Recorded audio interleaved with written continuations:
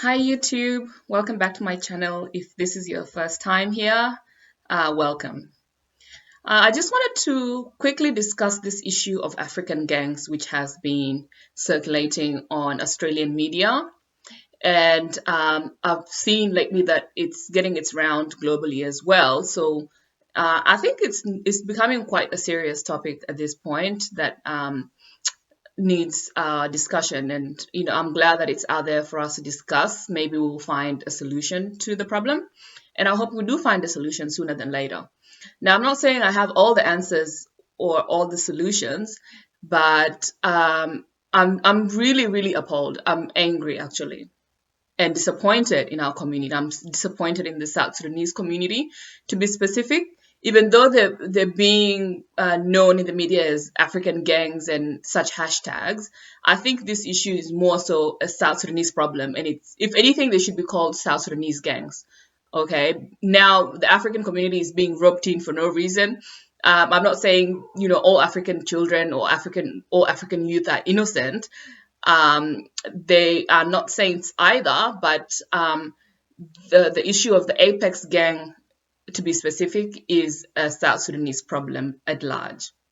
And that's why I think that the South Sudanese community should be more invested in solving the problem, because it's affecting us more than any other African community in Australia. Why am I appalled? Why am I angry? I'm angry because of the response that I'm seeing from our community leaders and just our community in general. I'm not seeing a lot of condemnation. What I'm seeing is support and enabling of this behavior. I'm seeing a lot of apologists. I don't understand why anybody would support this kind of behavior. If anything, this is the most un-South Sudanese behavior that we know it. That as we know, we didn't grow up, with this kind of, just, theft. Theft is one of the things that is really frowned upon in Sudanese society. And a son or daughter of a thief would not marry in his village, his or her village, because they'll be known as thieves, and nobody would want to marry them or get their kids married off to them. They would be basically shunned by society and would have to move to faraway villages to start a new life. That's how serious it is. Theft is something that is seriously condemned in our community, and it brings shame to one's family. Your children will forever be known as children of a thief, and that name does not go away. It remains. And that's how I've always known it, because I'm fortunate that I got to I came to this country at an age whereby I was exposed to both cultures, so I do know a bit about South Sudanese culture as much as I do know a bit about the Australian culture. And I know for sure that theft and this kind of behavior that we're seeing with South Sudanese youth is very un-South Sudanese, very un-South Sudanese. And for our elders and this just the community at large to enable this behavior just goes to show what has really been made of our community. I'm blaming a lot of people on this, and I'm seeing the Labour Party being so involved. For some reason, I don't know why they're using the kids as to push their agenda. They're too involved in the community, if in my opinion, and they're enabling these children as well, as much as the community is. They're coming out, they're coming up with all kinds of excuses, or they're traumatized, they come from war-torn countries, they're having issues integrating into Australian society, or they're being racially profiled, and this is all to do with racism. I mean, if it's racism, then can you please tell me why every time we're seeing a story about an African gang, quote unquote, we're seeing video footage of visible Africans, black people, okay? They may not be all South Sudanese, but I know a South Sudanese when I see one, because I happen to be one. And most of the times I can recognize they're South Sudanese. I just don't know them personally. And so who's making these people? Like, you cannot make it up. You cannot make the footage up. These are real people. They're real Africans, real African youth, real Sudanese youth, robbing jewelry stores, robbing, liquor stores, and just being juvenile delinquents and all kinds of nincompoopery. This is something that we're seeing live. The media cannot make it up. The Australian public cannot make it up. Nobody can make up a real person committing a crime or doing anything. You cannot fake, I know you can Photoshop people, but come on now, we're seeing real footage of real people committing these crimes, okay? You cannot have any more evidence of this than the video footage that we're seeing and photographs.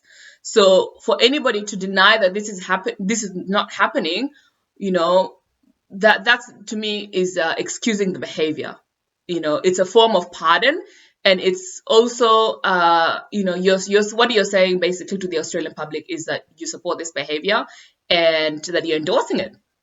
Otherwise, why can't we just come out as a community and say, look, we understand that we have a problem. We understand we have a problem and we're working on it. And that even myself as a South Sudanese, I'm afraid of these people. When I moved away from Melbourne. I'm originally from Melbourne, but every time I visit Melbourne, I'm afraid. Not only am I afraid of my own people, the youth, but I'm afraid of the judgment that I'm getting from the wider community just because I happen to look like them as well. And that's not fair. It's not fair on my daughter. It's not fair. It's not fair on my kids, or it's not fair on other Africans and other South Sudanese for them to just be judged based on the actions of a minority. And I hear that a lot as well. Oh, they're just a minority. Of course they're a minority, and that's why it's a problem. Because they're a minority. The population of the Sudanese or the African community should not have this many criminals. It is too small a community to harbor as the number for the numbers to be this high. Well, not this high per se, but it just we just have too much of this happening within the community, and we have to acknowledge that. We have to be honest about that. I know there are repeat offenders. Some of these young kids are becoming now career criminals. They're in and out of jail, and a lot of the times you find that it's the same small group of youth that are repeating crimes over and over again. And it's not, nobody's saying that it's the whole community. That's not true, because it's not true. It is a small percentage of the community, but it is still a big problem because now, with the media attention, not only are there going to be more youth joining these gangs because of the notoriety that comes with it, because of course, what young boy does not want to see themselves on the news and, feeling, that's what's going to happen. You push an agenda for long enough, or, if something is not done about this, and we're going to see more kids actually joining these gangs. And that means it's up to us. It's up to the Sudanese community to do something about it. All we can do is ask the wider community to assist us in resolving the issue. But they're not entitled to helping us solve it. This is our problem. These are our kids. These are our brothers. They're our sons. I would hate to see my brother or my son on the news doing what I'm seeing these kids doing. And these are people who have parents here. Why aren't we blaming the parents? Why aren't we blaming, why aren't we getting to the bottom of the problem instead of coming to defend every other situation? Why don't we try to solve the problem? Clearly, the problem is within the homes. It's within the families. This is a community problem as much as it is a family problem, individual problems within the families, and I know that nobody wants to admit that. Nobody wants to come out and say that there's a cultural issue in our community. I do understand that a lot of the older generation don't, they're struggling to integrate. They're really struggling. They don't know how to parent in this society.